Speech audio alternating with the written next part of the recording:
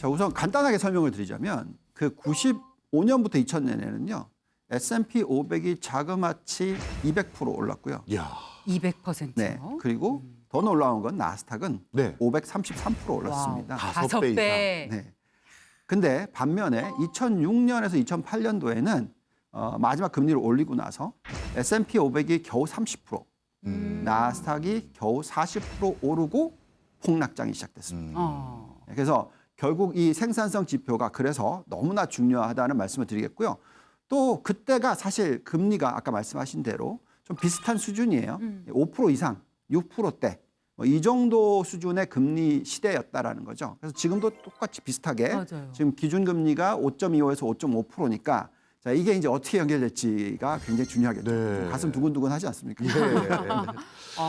공통분모가 그런데 기준금리가 무려 5% 수준의 아주 고금리 시대라는 게 공통점인데 그 고금리 시대에 이렇게 주가가 크게 반등했던 시기가 두 번 있었었고 근데 또 한 가지 특이한 건 S&P 500 기준으로 한 번은 200% 가까이 상승을 했는데 또 다른 기간에는 32%밖에 안 올랐어요. 그럼 이걸 어떻게 해석해야 될지 좀 애매합니다. 네. 그게 결국은 생산성 향상과 연결이 돼 있고 예. 그래서 어떤 혁신 사이클이 들어오면서 기업의 실적이 굉장히 좋아지느냐 안 좋아지느냐 이거든요.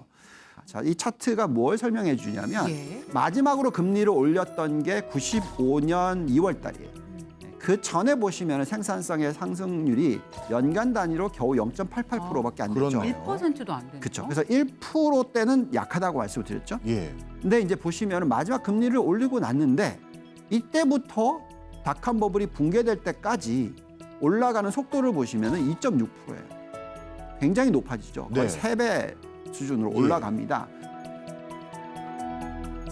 자, 그만큼 생산성이 높아졌다라는 건데 이때는 인터넷이 처음으로 도입이 된 게 90년대 초반인데 가시화되기 시작한 게 95년부터고요. 그러면서 이제 2000년까지 쭉 이어졌다라는 것이고요. 이 인터넷 혁신이라는 것이 정말 중요하다라고 말씀을 드릴 수 있겠고 네. 지금이 이때와 비슷한지 아닌지가 중요하겠죠. 네. 그런데 이 비슷한 수준인 2006년에서 2008년의 상황, 앞서 상황이 비슷하다고 하셨는데 왜 그때는 주가가 그만큼 못 오른 겁니까? 네. 95년부터 2000년 사이클에는 인터넷이라는 게 굉장히 강했고 그게 이제 전체의 어떤 기술 혁신을 가지고 오면서 큰 변화를 일으켰습니다.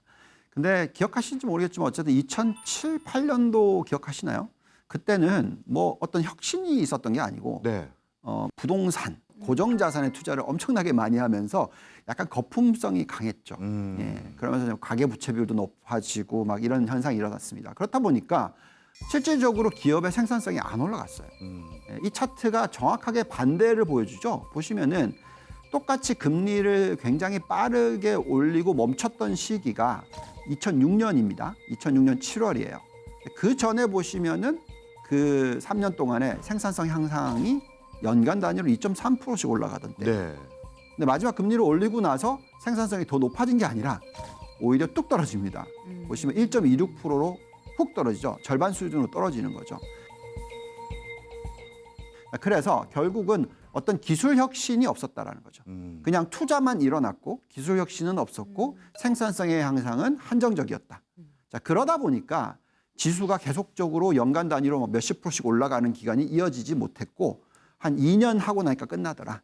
네, 그래서 상승한 폭 자체가 S&P 500이 30%밖에 못 오르고 그렇게 끝났다라고 말씀을 드릴 수가 있을 것 같습니다.